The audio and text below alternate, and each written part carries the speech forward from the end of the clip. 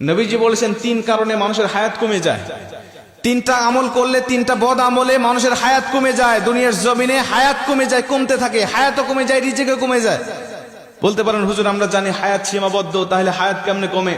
নবীজি বলছেন, বুখারীর বর্ণনায় আবু হুরায়রা রাদিয়াল্লাহু তাআলা হাদিসটা বর্ণনা করেছেন, মানুষের কিছু নেক আমলের কারণে হায়াতের মধ্যে আল্লাহ বরকত দান করে, আবার বদ আমলের কারণে আল্লাহ পাক মানুষের হায়াতের মধ্য থেকে বরকত ছিনিয়ে নেয়, ওই মানুষটা দ্রুত দুনিয়া থেকে বিদায় নিয়ে চলে যায়।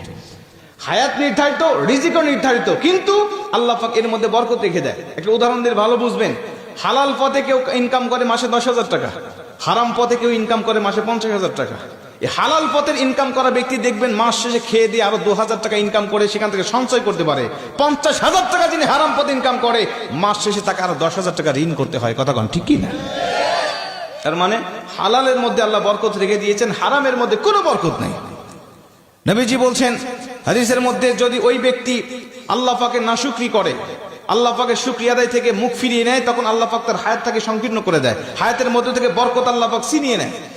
এই জন্য সব সময় আমরা হায়াতের আল্লাহ পাকের শুকরিয়া আদায় করতে থাকবো ইনশাআল্লাহ। যে পজিশনে রেখেছি আমরা ওই পজিশন থেকে শুকরিয়া করব। 2 নম্বরে নবীজি বলছেন, ওই ব্যক্তির হায়াতটাকে আল্লাহ পাক সংকীর্ণ করে দেয় যেই ব্যক্তি দুনিয়ার জমিনে প্রয়োজনের থেকে অতিরিক্ত খাবার খায়।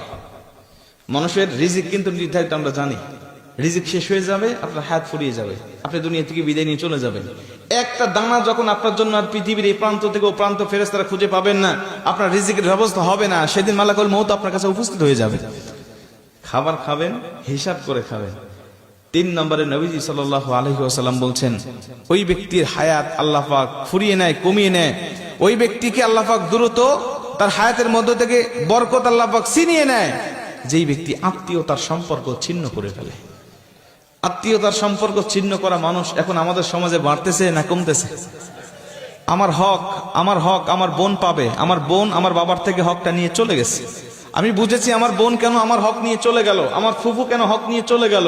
আমি তখন থেকে আমার বোনের সাথে, ফুফুর সাথে আমি সম্পর্ক ছিন্ন করে ফেলেছি। ঠিক না ঠিক? অথচ আমি আমার বাবার সম্পদ হক ভক্ষণ করতেছি, আমার কোনো দোষ নাই। আমার বোন আমার বাবার সম্পদ ভক্ষণ করলে আমার বোনের দোষ হয়ে যায়।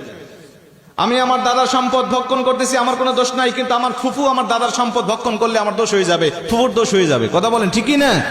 এই সম্পত্তির জের ধরে আজকে অধিকাংশ আত্মীয়দের সাথে আমাদের সম্পর্ক ছিন্ন হয়ে গেছে। আজকে আমাদের সম্পর্ক ভালো নাই। অথচ নবীজি বলছে, যেই ব্যক্তি আত্মীয়তার সম্পর্ক ছিন্ন করে, ওই ব্যক্তির জন্য জান্নাত একেবারে হারাম করে দেওয়া হয়েছে।